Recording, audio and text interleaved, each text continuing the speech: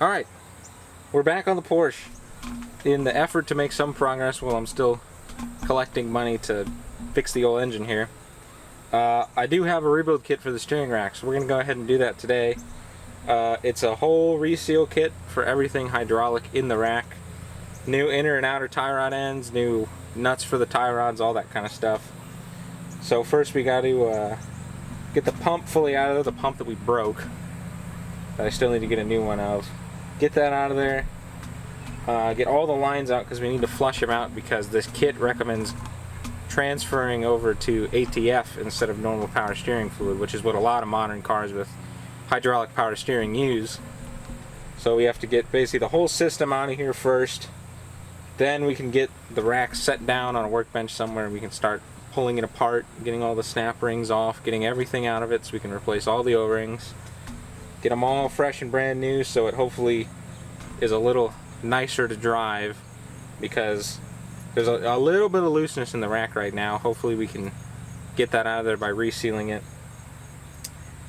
But first thing we need to do is get the wheels off, get the outer tie rod ends off of the knuckles. Probably take them off completely from the rack, that way we can do the rest of the work through the engine bay right here without having to crawl underneath the car, because we're on a driveway. We're already doing something a little sketchy with having the car jacked up where it's level, but the driveway is not. So we're trying to get out of this configuration as quick as possible so it doesn't try to go anywhere. But we'll start with the lines, get all those out, and then we can work on getting the rack off. First thing we're going to do here is pull out the cotter pin from the tie rod end castle nut. And for these, you want to grab them with a pair of side cutters and they'll pull right out. And these tie rod ends are a 19mm. I couldn't get them with a wrench, so I went ahead and threw my electric impact on there and it zipped right off. That was the left side, this is the right side. Make sure it's on there good so you don't strip it out, because that would be a disaster if that were to happen.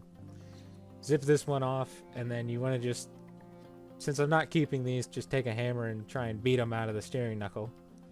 And eventually they will pop right out, like that one just did. Now we move into the engine bay. We've got the camera on a tripod in the engine bay, and we're going ahead and just trying to clean up some of the grease that is on all the power steering components in here to make them a little easier to hold and a little less disgusting to handle. This car is very, very greasy on the inner side because of all the oil leaks that the engine had. So one of the main things we're going to try and do as we work on it more and more is make sure we get as much grease off of everything as possible so it looks nice and new. Now we're taking the pinch bolt off of the steering shaft where it connects to the steering rack, and that's a 13mm. It's actually a bolt and a nut. It's not a bolt with a captured nut like most modern cars. So now I realize I need to go get a wrench, and there it is. And I break that loose. Luckily we had broken that loose during the engine removal, so it wasn't super tight to get off. I could easily see it being very rusty if it's never been removed before. And we're getting that nut off, and we'll pull that out. And at first we were trying to pop the steering shaft up and off without removing the rack, but it has no slip joints, so we had to wait until we lowered the rack down. Now we're degreasing a little more, just trying to get everything as clean as possible because this rack was really, really nasty. Now we are removing the banjo bolts from the lines where they meet the power steering pump. And it looks like at some point this car already got switched to ATF, and we just made a mess of the driveway with it, which is just fantastic. Swapping socket sizes because one is a 21, I believe, and the other is a 19. Zip both those off. We used the electric impact again because they were pretty tight and hard to get with a wrench. Made another mess with that line. Because this pump is broken, we just went ahead and decided to throw it right down into the bucket. Now we're going ahead and taking off the lines where they meet the steering rack itself, back behind that main tower right there. Then we go ahead and take this 10mm bolt out of the front of the rack that for some reason has a ground strap connected to it. I don't know why you would need a ground strap connected to a hydraulic power steering rack. but it's got one, so I went ahead and took that out, moved that to the side so I could get to the main mounting bolts for the rack itself. Now we're going ahead and breaking all the bolts loose that actually hold the steering rack to the subframe itself. And while I'm breaking all those loose, Steven starts to mess with this line here. And we're fighting to try and get it out. Can't get it out of this weirdo clear rubber strap that's on there. I have no idea what it's made out of or why it's there. But we finally get it off.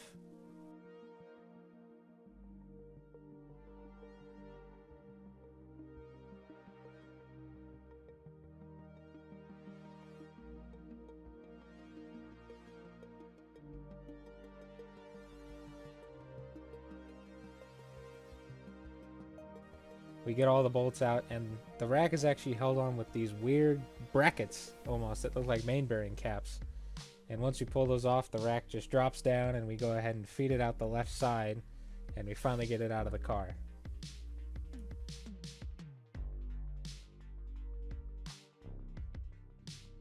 The rack is out.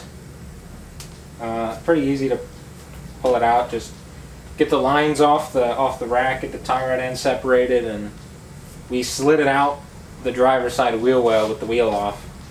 It wasn't that big of a deal. Now we have the whole reseal kit, and I have new tie rods, new bushings for the mount, new steering bellows. This is a Renbei reseal kit for the rack. Theoretically, it comes with every seal that's in that thing, and so we should be able to strip it down to just the body of the rack. Put every seal on there. The steering bellows will be brand new, the mounts will be brand new, the tie rod ends will be brand new, so it should be theoretically a almost brand new steering rack if everything inside isn't super worn out. But we're going to start trying to yank it apart and see how that goes. Now we went ahead and threw the rack right on the ground, and we're going to bully it for its lunch money to try and get these tie rod ends out, using a big old pipe wrench to try and break them loose. Fighting, and finally this one breaks loose. Now we're on the other side, and I didn't show it on the first side, but to remove these bellows, you just take a screwdriver and you can pop them right off. There's no clamps or anything. And we get it off the main rack, and then the tie rods actually have this weird rubber ring on them that the other side fits around. Steven is just trying to push it away to get to the actual inner tie rod hex so we can grab it. But on the first side I tried that and it didn't work, so go ahead and grab the screwdriver, pop it off of that rubber thing, and then it slides a lot easier down, so you can push it down and actually access the hex for the inner tie rod. Then we're going to do the same sort of process, grab it with a pipe wrench, bully it for its lunch money, and finally it pops loose.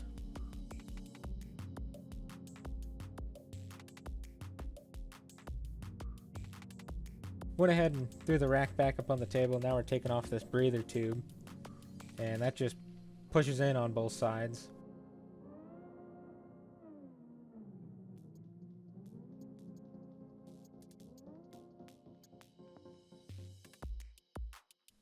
Next was the rubber mounts. We sent that one flying. Take both the weirdo main bearing cap looking things off of here and pull both those rubber mounts off. Then we went ahead and moved on to the lines that just run from one part of the rack to the other.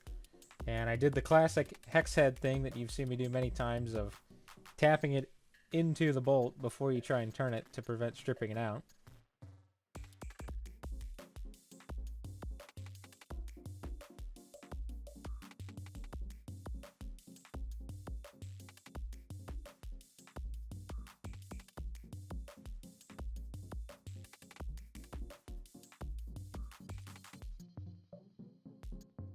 Now we moved on to this side cover plate, and be careful, this has a spring under it,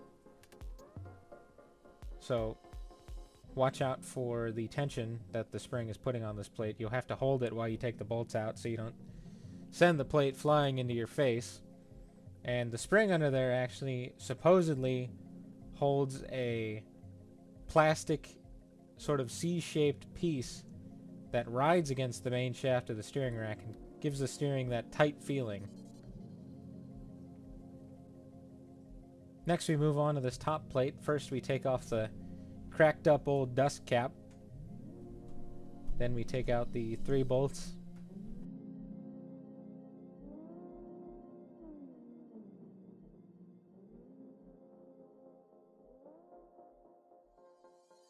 And we actually had to grab it with a big pair of vice grips and try and turn it to get it to break loose. That's what 35 years of being stuck together do to you. Pull that plate off and then the pinion is exposed.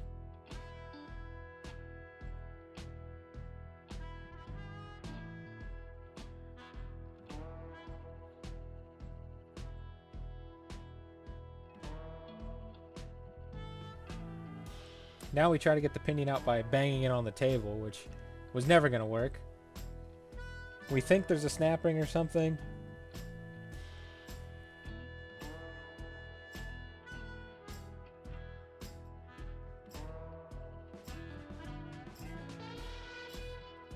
And finally I get the bright idea to just yank on it, and it all pops out.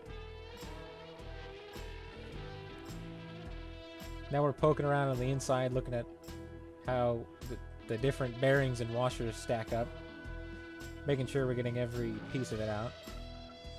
Banging it on the table again, because that fixes everything. Then we move on to the extension shaft, and this, we had the right idea trying to turn it, but it wasn't turning because it's very, very tight.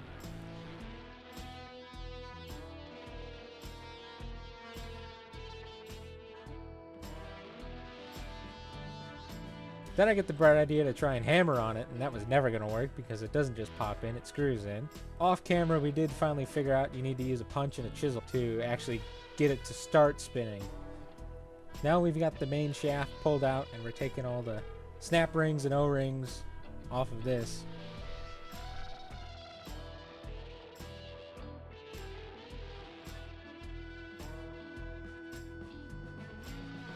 Now we're trying to get that spring-loaded plastic piece I was talking about out, and the easiest way to do that is just poke it from the plate side with a metal pick.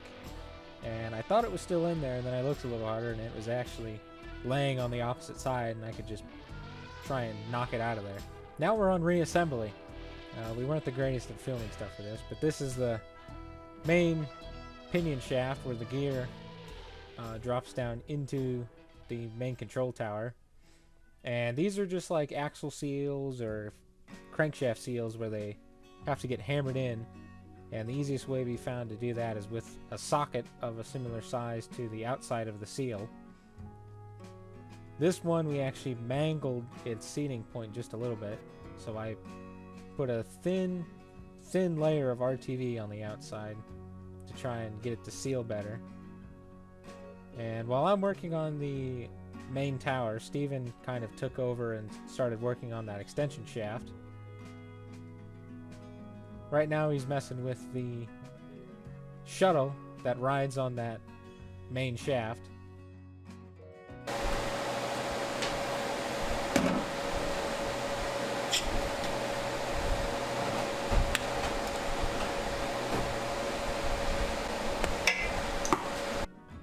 We had a seal go flying there. I'm still working on trying to hammer that pinion seal in.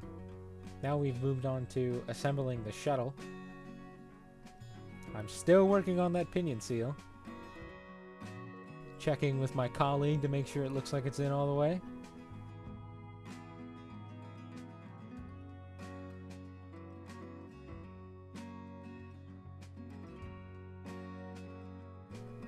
Now I've moved on to the top cap of that main control tower, trying to get that seal out. It's just like the pinion seal, presses in there. Easiest way to get it in is with a hammer and a socket of a similar size.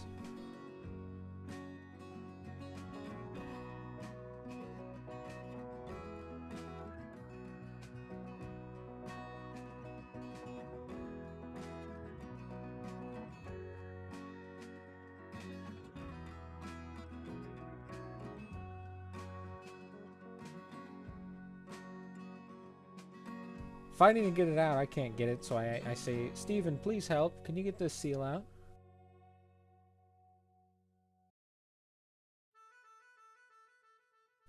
Steven got the seal out, so now I can get to work on trying to get the new one back in. This one actually slipped in almost all the way by hand.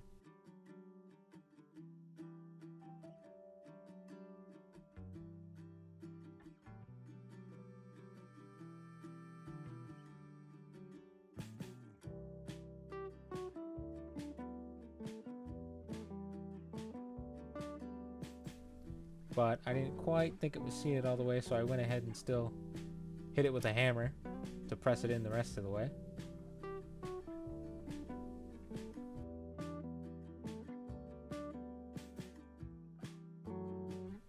Now Steven goes to put this white washer in there and it just tumbles.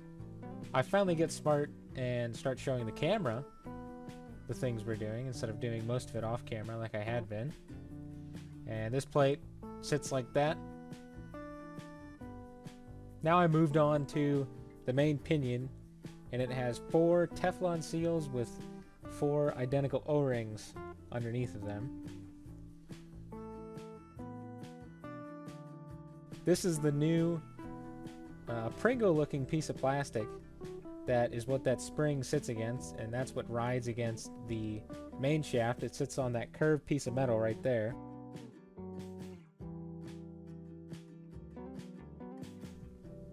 Went ahead and moved on to that little crossover breather tube, and both ends of this have little O-rings that sit in a groove.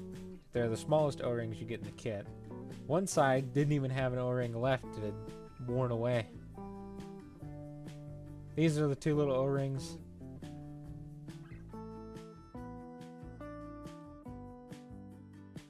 Now on this main pinion, there's a specific way you have to stack up the washers and the bearing. The thin washer goes first, then the bearing, and then there's this thicker washer that has a chamfered edge, and the chamfered edge has to face upward towards the body of this pinion.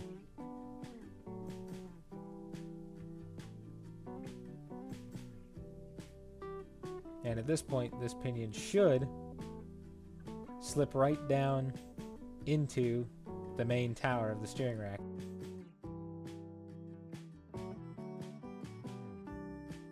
I decided to change strategy and put the chamfered washer and the bearing down into the tower first, and then drop the pinion itself down in.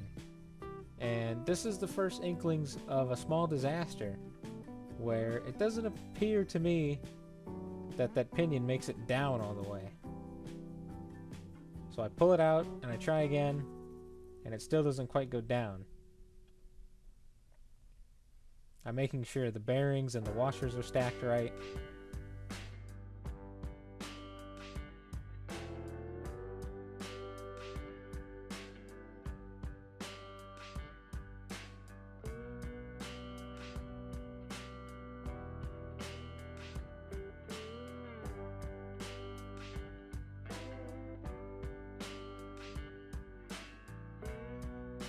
Steven has moved on to assembling the main shaft itself and the shuttle that rides on it.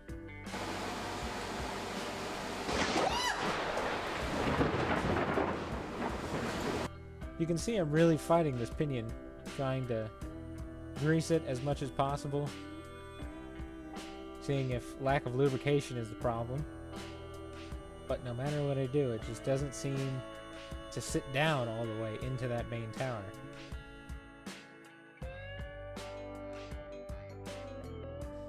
Then I start to think that the bottom chamfered washer isn't sitting where it needs to in the main control tower. There was actually a little bit of impact damage from trying to put pinion main shaft in, where we had to beat that chamfered washer down into where it goes, and it did make it down there as it should. Huh?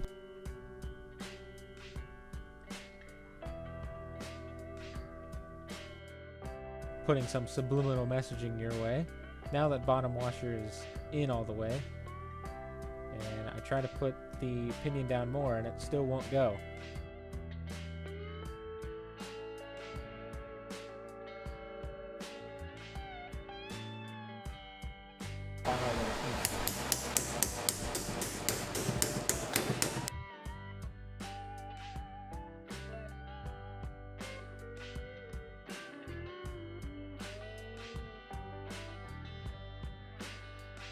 Trying more ATF to see if lubrication is the problem. Then I finally realized what the problem is. The top Teflon washer had stretched somehow and it was getting caught on the edge of the main control tower. Trying to see if I can slip it down in there through poking it with a pick or a screwdriver, and it just won't go.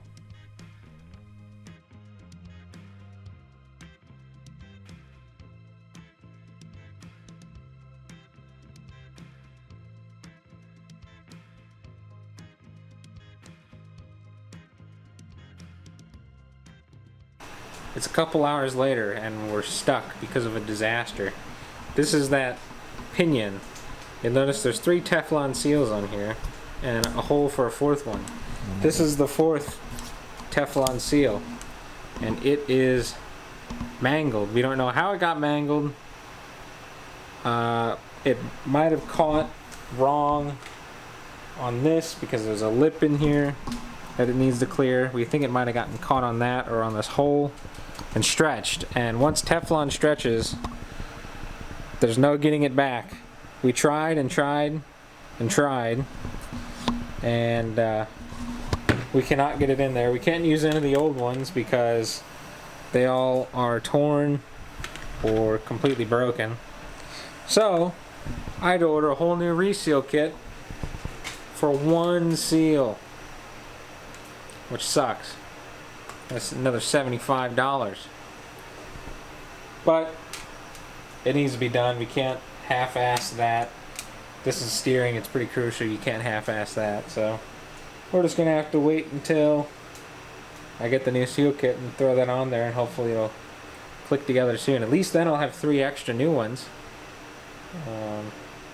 Manual conversion. No. But yeah, so we're stuck for now. Look out for a future video where we get unstuck.